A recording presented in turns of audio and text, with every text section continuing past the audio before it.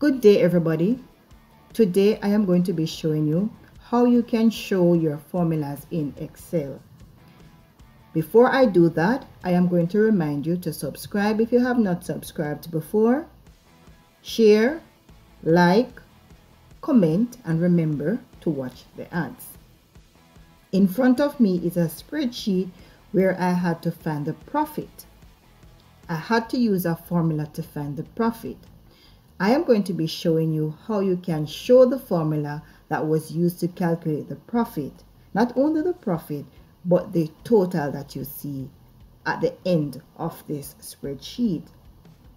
To do that, you have to click on the Formulas tab.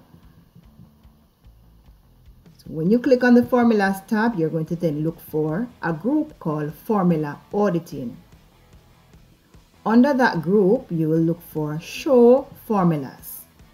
So when you click on Show Formulas, there you go. You will see the formula that was used to calculate the profit, as well as the formula that were used to calculate the total.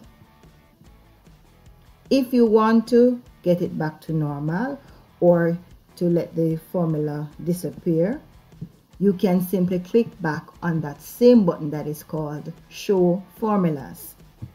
So there you go. I clicked back on it and it is back to normal, what it was before. Thank you guys for watching.